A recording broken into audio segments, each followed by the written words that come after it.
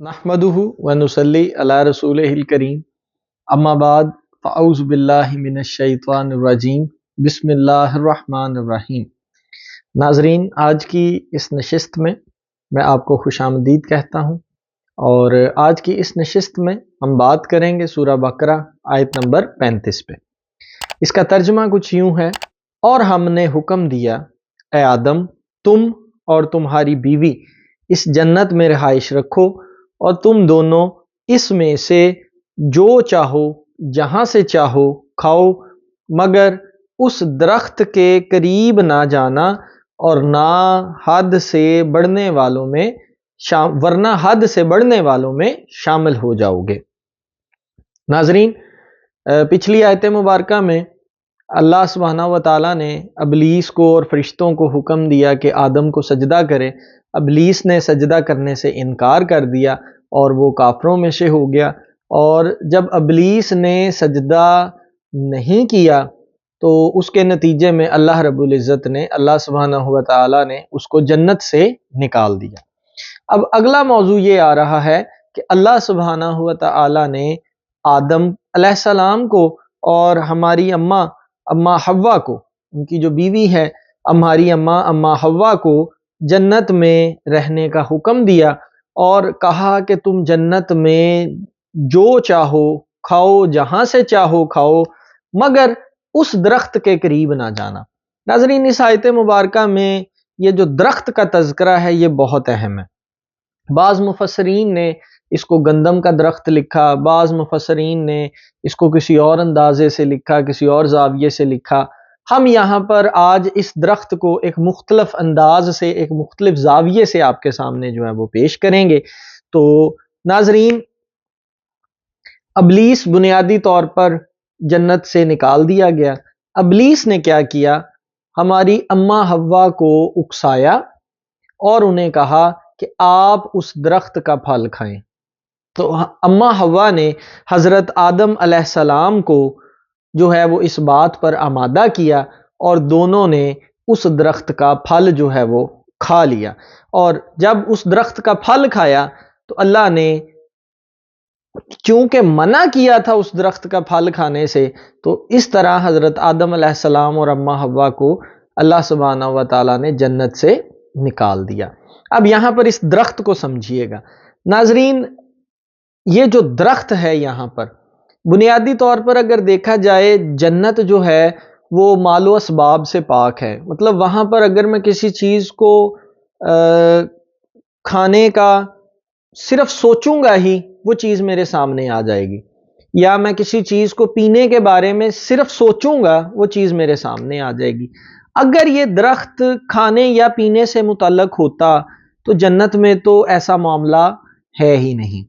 तो नाजरीन, अगर आप इस आयत मुबारका को इस अंदाज से देखें कि अल्लाह सुब्हानहू व तआला ने दोनों को उस दरख्त के करीब जाने से मना किया, तो नाजरीन यहाँ पर ये जो दरख्त है वो हमारी अम्मा हव्वा की तरफ जो है वो अल्लाह सुब्हानहू व तआला इसका इशारा कर रहा है।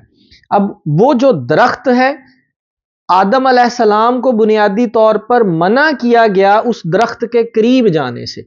नाजरीन, जब एक मर्द और एक औरत दोनों एक दूसरे के करीब जाते हैं, एक दूसरे से मिलते हैं, एक दूसरे से हम बिस्तरी करते हैं, तो बुनियादी तौर पर अल्लाह सुब्हानहू व तआला ने इस आयत में इस तरफ इशारा किया कि आदम ने हज़रत अम्मा हव्वा से मिलना नहीं है। जैसे ही हज़रत आदम ने अम्मा हव्वा को इस इरादे से टच किया, छुआ, तो दोनों का जो जन्नती लिबास था वो उनके तन से जुदा हो गया और दोनों एक दूसरे से जो है वो छुपते फिरने लग गए। तो नाजरीन, बुनियादी तौर पर यहाँ पर ये जो दरख्त है वो उसका ताल्लुक इस जो है वो वाक़े की तरफ जो है वो उसका इशारा है कि मना किया गया हज़रत आदम को कि आपने अम्मा हव्वा के करीब इस नीयत से नहीं जाना। और नाजरीन, अगर आप देखें इस दुनिया में रहते हुए भी, तो इस दुनिया में रहते हुए भी एक मर्द का एक औरत के साथ हम बिस्तरी वाला जो मामला है वो सिर्फ अपनी बीवी की हद तक तो ठीक है, لیکن اگر کسی اور کے ساتھ وہ نیتاً ایسا ارادہ کرتا ہے تو وہ زنا کے زمرے میں آتا ہے، اور اسلام کے اندر یہ زنا جو ہے وہ گناہ کبیرہ کی سینس میں جو ہے وہ کنسیڈر کیا جاتا ہے۔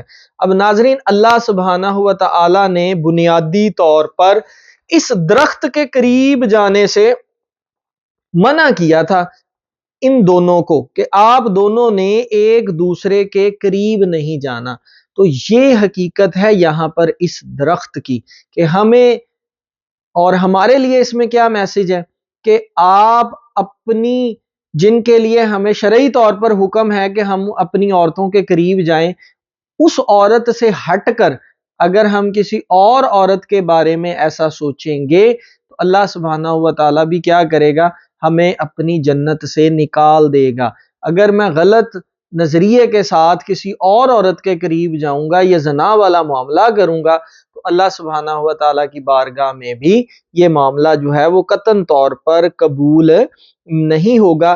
تو اس لیے اس دنیا کے اندر رہتے ہوئے مجھے یہ چاہیے کہ میں اپنے اس درخت کے پاس جاؤں جس کے پاس جانے کا شرعی طور پر مجھے حکم ہے، اور دوسرے درختوں سے میں کیا کروں، گریز کروں، تاکہ میرے آخرت کے جو معاملات ہیں ان میں کسی بھی قسم کی کوئی پرابلم پیش نہ آئے۔ ناظرین، اس آیت مبارکہ کو میں ایک دفعہ دوبارہ اس کا ترجمہ پڑھتا ہوں آپ کے سامنے۔